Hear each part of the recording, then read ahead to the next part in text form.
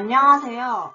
지금 듣고 있는 곡은 19세기 최고의 작곡가이며 발레 음악의 대가였던 표트르 일리치 차이콥스키의 발레 음악 백조의 호수의 이막 전경입니다. 저는 오늘은 차이콥스키에 대하여 발표하도록 하겠습니다. 오늘 발표는 차이콥스키의 생애를 간단히 알아보고 그의 대표 작품인 피아노 협주곡 1번, 그의 3대 발레곡 백조의 호수, 잠자는 숲속의 미녀, 호두깎이 인형, 그리고 그의 마지막 작품 교향곡 6번 백창에 대해 알아보고 그의 주요 작품들과 연인들, 그리고 사막 미스테리 순으로 알아보도록 하겠습니다. 먼저 차이콥스키의 생애에 대해서 간단히 소개하겠습니다. 차이콥스키는 1840년 5월 7일 러시아 보트킨스키에서 출생합니다. 광산기사인 아버지와 프랑스계 어머니 사이에서 태어난 차이콥스키는 음악을 좋아하고 경제적으로 어렵지 않은 가족 환경에서 자라 어려서부터 음악 교육을 받으며 자랐습니다.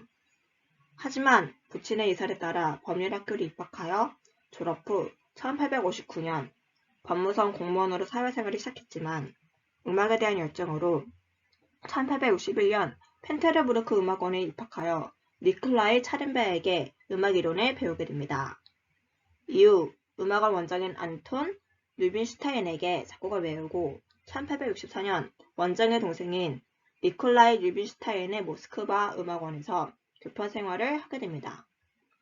1868년 발라키레프 등이 중심이 된 러시아 5인조와 교류를 통해 음악 활동을 넓히고 1876년부터는 음악을 사랑했던 부호인 나제시다 폰 메커분으로부터 거액의 후원을 받아 경제적으로 자유로워지면서 1878년 음악원 교수직을 사임하고 음악 창작에만 전념할 수 있었습니다.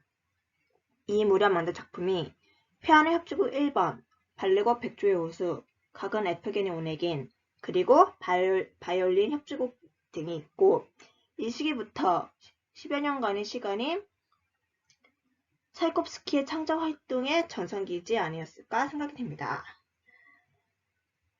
한편 1877년에는 음악원 제자였던 안토니나 밀류코바의 구애를 받아들여 결혼을 하지만 몇 주 만에 결혼은 파탄이 나고 말아 결혼 생활은 스타치 않게 결말을 맺습니다.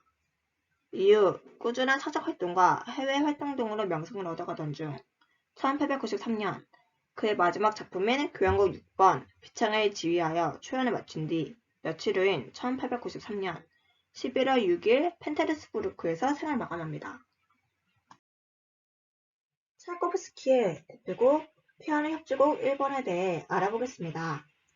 1874년 발표된 이 작품은 그의 국제적 명성을 넘는 계기가 유명한 작품입니다. 이 곡이 발표되기까지 약간의 우여곡절이 있었는데요. 처음 이 곡은 그의 스승이자 음악 원장이었던 러시아 유명 피아니스트였던 니콜라이 르빈슈타인에 현정되어 초연을 했지만 그에게 혹평을 듣고 결국 초연의 영광은 독일 지휘자이며 피아니스트인 한스 폰 펠러에게 들어가게 되고 미국 포스턴의 연주는 성공리에 마치게 됩니다. 이 곡의 구성은 3악장으로 되어 있는데 1악장은 알레그로, 논 트레포, 에몰토, 마에스토소로 반칙적인 피아노 소나타 형식을 이루며 4개의 호른에 이끌려 피아노가 테마를 꺼내는 양상으로 카덴차 스타일의 연주로 되어 있습니다. 2악장은 안단티노 샘프리체로 약한 현의 피치카토에 실려 플루트가 감미로운 테마를 꺼내는 양상으로 연주되며 테마는 첼로, 오보에가 연계되어 주부를 형성합니다. 3악장은 알레그로 콘 포코로 론드 형식으로 피아노에 의한 론드 주제 제시되고 부주대 후 바이올린에 의해 연주되는 제2주제가 나오고 론드 주제로 선언됩니다. 제가 너무 좋아하는 곡으로 잠시 1악장 도입부를 잠시 감상하고 가도록 하겠습니다.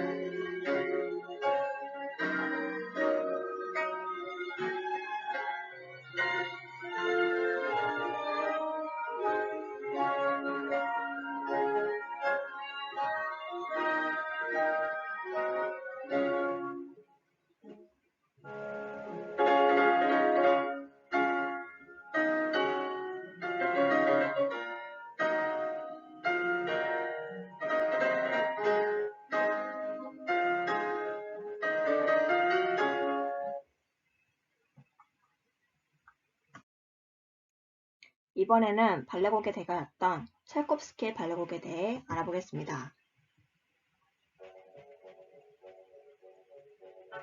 먼저 백조의 호수입니다. 총 4막으로 구성된 이 곡은 고전 발레의 대명사로 불립니다. 1876년 곡을 완성하고 1877년 볼쇼이 극장에서 초연되었지만 호평을 받으며 재집필하게 되지만 차이콥스키 사후 1895년 안무 등 수정 작업을 거쳐 대성공을 거두게 됩니다. 대표곡으로는 이막 전경, 웨이츠, 악의 백조들의 춤, 헝가리 춤, 사르사추 등이 있습니다.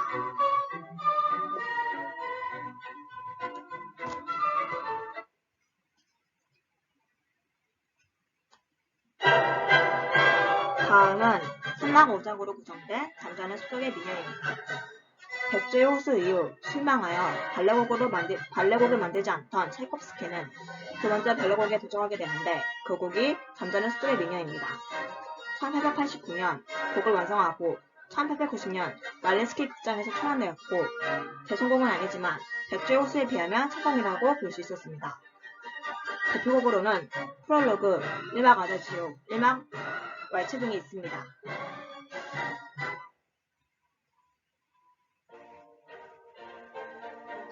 마지막 크리스마스 때 최고 발레곡인 호두깎이 인형입니다. 총 2막 3장으로 구성되어 있으며 1892년 초연되어 음악에 대해서는 호평을 받지만 공연은 실패를 받게 됩니다. 이 발레곡의 대표곡으로는 작은 서곡, 행진곡, 러시아춤 트레파, 꽃의 왈츠 등이 있습니다. 전체적으로 차이콥스키의 발레곡은 당시 무대와 안무 등의 수준이 낮아 상전에는 큰 성공을 거두지 못하지만 사후 발레곡을 예술로 승화시키며 대성공을 거두게 됩니다. 이번에는 차이콥스키의 마지막 작품인 교향곡 6번 비창에 대해 알아보겠습니다. 1893년 발표된 이 작품은 그의 유작이었으며 그 자신이 나의 생에서 가장 훌륭한 작품이라고 자찬했던 작품입니다. 비창이라는 제목은 초연 뒤의 제목을 고민하던 중 아우의 모데스트의 의견을 듣고 만족하며 연명하게 되었다고 합니다.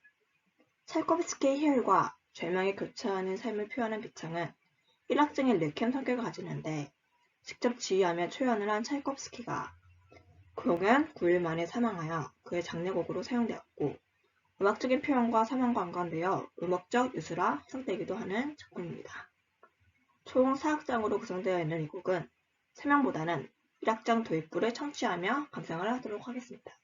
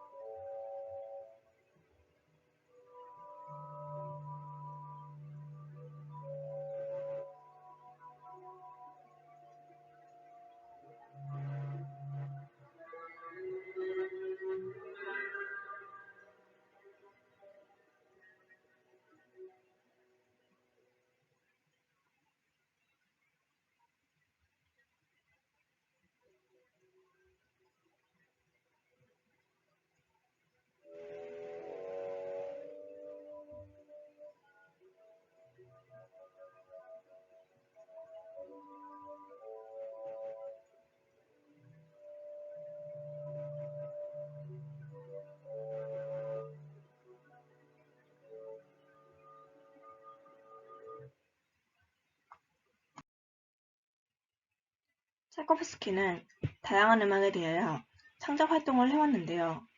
주요 작품에 대해 알아보겠습니다. 교향곡은 1번 겨울나라 환상부터 6번 비창을 만들었고 한 개의 면선 교향곡도 전해집니다. 협주곡으로 피아노 협주곡 1번, 바이올린 협주곡, 로코코 주제에 의한 협주곡 등을 남겼습니다. 관현악곡으로는 1812년 서곡, 로미오와 줄리엣, 환성 서곡 등을 만들었고 발레곡으로는 앞서 알아본 3대 고전 발레곡을 남겼습니다. 이외에도 오페라 예쁘게는 오네겐, 그리고 챔버 오케스트라 등을 위한 곡 등 한 곡 한 곡 정말 아름다운 곡들을 만들어 우리를 즐겁게 하였습니다. 찰콥스키는 음악적으로는 음악사에 남길 성공적인 인생을 살았지만 생활을 함께한 여인에 대하여는 그가 동성장애였던 이유도 있지만 실패한 인생을 살았다고 볼 수 있습니다. 그의 인생에는 사랑으로 다가간 여인이 3명이 있었는데요. 그중 첫 번째는 데지레 아르토입니다. 음악 초창기에 만난 여인으로 이탈리아 오페라단의 가수였고 그녀를 사랑하여 결혼까지 생각했지만 동생이었던 자신의 처지를 생각하여 구애를 못했다고 합니다. 두 번째 여인은 그의 유일한 결혼 상대였던 안토니나 밀리코바였습니다. 제자였던 그녀는 적극적인 구애로 결혼에는 성공하지만 승격 등 여러 가지 이유로 결혼 몇 주 만에 파경을 맞고 별거를 하며 결혼 생활에 실패하게 됩니다. 마지막은 대부의 미망인이었던 나제스타 폰 메크부엔으로 찰콥스키의 경제적 후원자일 뿐 아니라 정신적인 지주가 되는 여인이었는데요. 후원 조건으로 직접 만나지 않는다는 조건에 달아 직접 만나지는 못했지만 후원 기간 동안 1200여 통의 편지를 통해 교류하며 플라톤이 사랑을 나누었다고 합니다. 그녀의 일반적인 후원 중단은 찰콥스키가 음악가로 명성을 얻고 있는 상태라 경제적으로 큰 타격을 받지 않았지만 정신적으로 큰 충격을 받아 우울증까지 시달렸다고 합니다. 이로 인해 그는 죽는 순간까지 그녀를 원망했다고 하는데 그의 사후 4개월 정도 후에 그녀도 사망했다고 합니다. 아직도 후원 중단의 이유는 밝혀지지 않았으며 다만 그녀의 재정 어려움, 절연하라는 가족의 아빠 찰콥스키의 동성애 사슬이 이유였다고 거론되고 있습니다. 다음은 찰콥스키의 사망에 대한 음모론으로 아직까지도 미스테리로 남아 회자되고 있는 얘기를 소개할까 합니다. 찰콥스키의 공식 사망 원인은 소독되지 않은 물을 마시고 콜레라로 사망했다고 알려져 있습니다. 하지만 이것에 여러 가지 의견이 있는데요. 첫 번째는 당시 불치병이었던 콜레라 사망이라면 장내에 많은 인파가 모일 것이 아니라 격리 조치했어야 한다는 것이고, 둘째, 장내에 6만 인파 몰렸지만 콜레라 환자는 발생 안 했던 것으로 확인되었고, 셋째는 당시 빈민층이 오염된 물을 마셔 콜레라가 발병했지만 찰콥스키는 부유층이었다는 의견입니다. 음모론자들은 이들 의견을 들며 실제 사망 원인은 독극물 비소에 의한 자살이라고 주장하고 있습니다. 그 근거로 당시 동성애자는 중죄에 해당하여 큰 벌에 받게되어 명예 등이 크게 수출되매 그의 법률학교 동문들이 비밀 재판으로 명예로운 자살을 강요하여 비소를 먹고 자살하였는데 비소를 먹을 시 콜레라와 비슷한 증상이 보이며 많은 시간이 지났지만 1979년 사후 부검을 하여 보니 결과 시신에서 비소가 검출되었다고 주장합니다. 실제 찰콥스키의 죽음이 무엇에 의한 것이던 선전음악가의 53년 짧은 인생은 지금으로 볼 때 아쉽고 안타까운 사실이라는 것입니다. 19세기 최고의 작곡가 바닐의 온라인인 찰콥스키입니다. 그의 음악사전 평가는 변발 러시아의 음악적 위치를 서구 국가들과 나란한 위치에 올려놨다는 평가입니다. 당시 러시아는 서구 음악을 추구하는 무료 스승 루빈스타이 형제 등과 러시아 전통음악을 추구하는 무료 러시아 5인조로 나뉘어 있었는데 찰콥스키는 두 양식을 조화롭게 결합하여 훌륭한 작품을 만들어 세계에서 가장 사랑받는 작곡가 중 1인이 되었습니다. 특히 발레 음악의 그의 3대 발레곡으로 인하여 수준 높은 예술로 인정받기 시작했습니다. 러시아 감성을 담은 그의 음악은 아름다운 선율과 가슴 깊이 울리는 인생의 희로애가 담겨 있어 모든 사람이 이해하는 것 같습니다. 저 역시 그의 음악을 들으면 내면 깊숙한 곳에 숨어있던 카타르시스가 차오르는 듯하여 깊은 감동을 느낍니다. 여러분도 오늘도 차이콥스키 음악을 들으며 하루를 보내면 어떨까요? 경청해 주셔서 감사합니다.